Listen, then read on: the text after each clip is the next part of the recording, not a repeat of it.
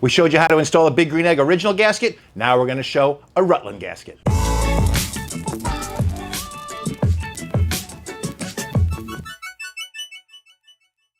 A Rutland gasket is a completely different kind of gasket than what you get with your original BGE gasket. It only goes on the bottom of the base. So it's called a braided gasket. It's kind of like fat here. So what happens is that when it closes down the dome and it closes like this, it just kind of wraps around it. So you don't even really need a gasket on the top of your egg, on the dome. So we're going to apply this just to the base. It's a really simple process and it's supposed to last even longer than an original Big Green Egg gasket. We'll see. But let's get started on this installation. The tools and materials that you need for this are really super simple. It all starts with this. You need a good scraper. You have a razor knife here, razor scraper like this. You need your new Rutland gasket, of course. You need some Permatex Ultra Copper High Heat. It's available at any auto parts store at all. You need a little sandpaper to clean up the edge of the dome and some acetone and paper towels. That's it. Really simple. It's going to be a quick, pretty easy project. The hardest part is going to be getting the old gasket off because this one's not quite worn out yet, but it's going to be what I consider to be an upgrade to the old gasket. And the one item I forgot to mention is we're going to need some tape. Masking tape works great. I have a little bit of duct tape here because for some reason my kids used all the masking tape and didn't replace it or tell me. So you're probably wondering where you can get this Rutland gasket from. Well, to me, there's only really one place. I ordered it from a guy named Ron Pratt. If you'd like, his contact information will be in the description down below. But he actually cuts this stuff. He buys it by like 1,000 yards at a time or something like that. And he'll cut this stuff for you and he has it all pre-measured out. It takes all the guesswork out of it for you. How big does it have to be and all like that? He will cut it, you tell him what size that you need, and he cuts it and sends it to you directly. It's a super easy process, and he's done thousands and thousands of these things. So if you want to know where to get it, go down below, look at his information in the description.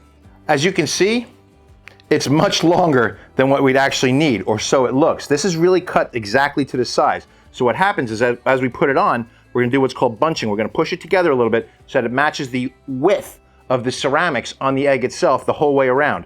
But before we get into all of that, let's get that old gasket off of there so we can get this project started already, shall we? Our first step is going to be to remove this old gasket here. So I'm going to start right at the edge. Now before I get started, I want you to notice something. I took all the charcoal out of here. I took the charcoal basket. I took everything out because this is going to make a mess. And when this comes out, some of it's going to fall in here. We don't want that in our fire. So I took everything out. I'm going to fully vacuum this out and clean it before I use it again. So we're going to break out our old trusty razor scraper here and start scraping this thing off.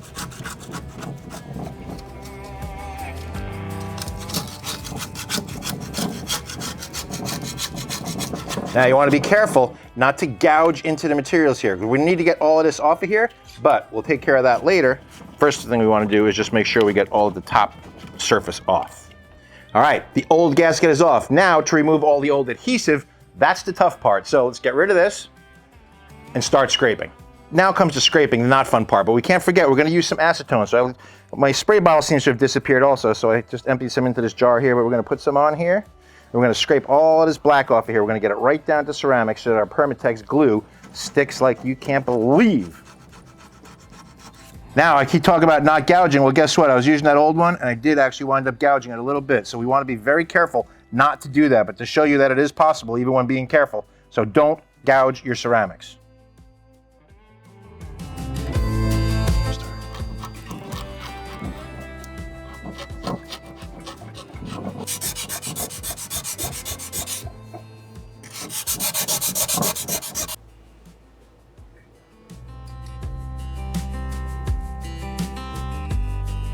Now that was a little bit of work getting that off there. So there is a little bit of scraping, a little bit of elbow grease involved. So we're just going to give it one last wipe down with some acetone just to make sure all the grit and everything is off of there.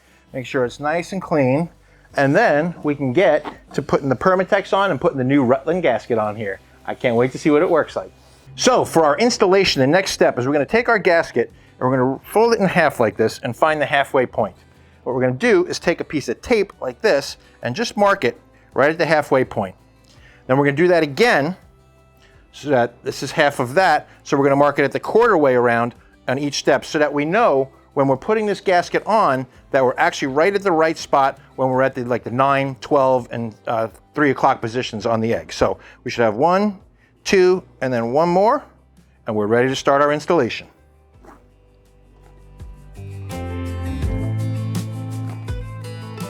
The nice part about this gasket is the man sends some seriously detailed instructions on how to do it.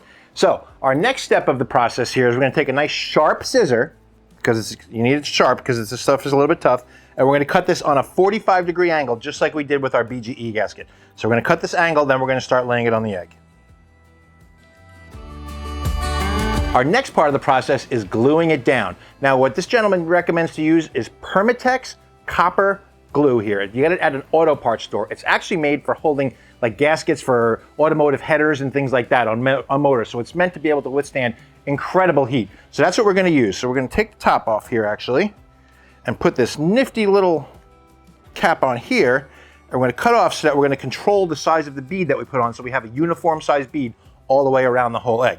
Our first step, we're just going to lay a bead about 8 or 10 inches long here to get this whole thing started.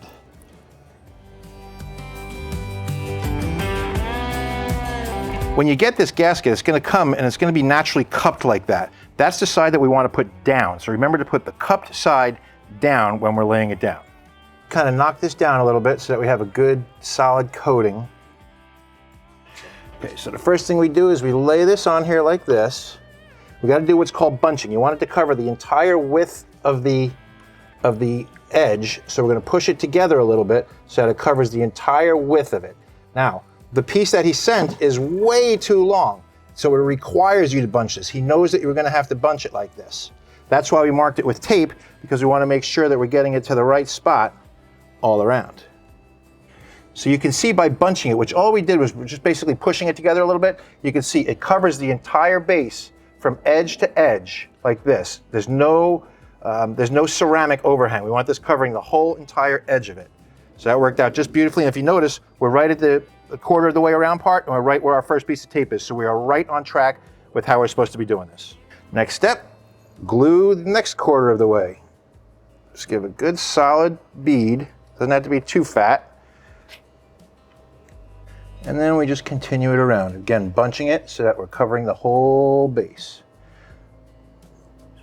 See how that works by bunching it? It makes it much wider. So if I just lay it on like that, see, you can see ceramic on both sides, but when you bunch it like that, it covers the entire edge.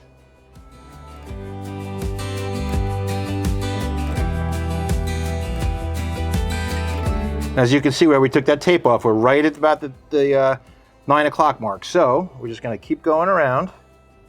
Okay, bunching. Remember to be bunching as we're going here. Now I'm not pushing firm down on this yet. All right, we want to get it all the way in here. Make sure we got all our areas covered up nicely. And then it brings us right back to the beginning. And that's all we have left out of that whole thing. So you could see before it was way longer than what this base is, but because of the way we bunched it, it gives it the perfect amount. Okay, and the last thing we're going to do is we're going to cut this at a 45-degree angle, right where the end was. Okay. Being very careful. Okay.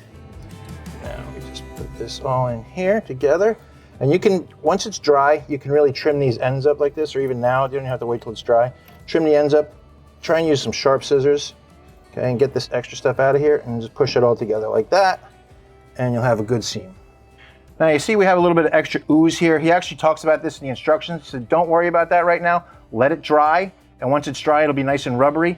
Incidentally, it takes about 24 hours for this to dry. It takes an hour for it to set up, but it takes 24 hours, for it to actually fully dry. So do not cook on your egg after putting on a Rutland gasket with this for at least 24 hours. Our gasket is on. Look at that, baby. Woo! Okay, so the last part we're going to do, I got a little piece of wood here and I got some paper wrapped around it. So you just want to give it a little, go around it and just give it a little push down, just making sure that we've got good adhesion all the way around. We want to make sure that gasket is gripped on there nice and firm.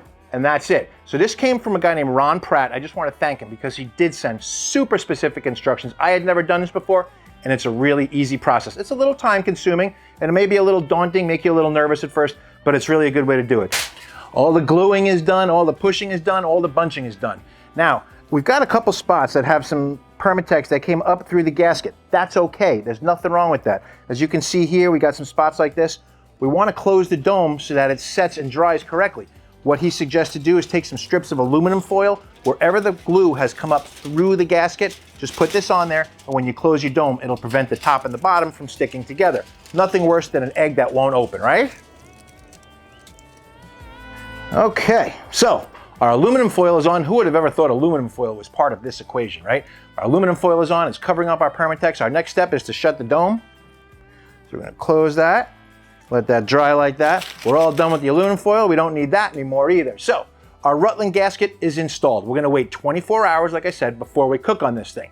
But don't forget, if you wanted to get a Rutland gasket of your own, the guy's information, his name is Ron Pratt. It's down in the description below. Check it out. Let him know. He's a super guy to work with, and he gave me all kinds of great information, so he's really easy to work with too. So in any case, when you're burning your FOGO charcoal, you're gonna have a great seal on your egg now. The Rutland gasket seems like a winner to me. I can't wait to test it out and get cooking on it. So until we can do that, remember to get out and grill, and I will see you the next time on the FOGO Life.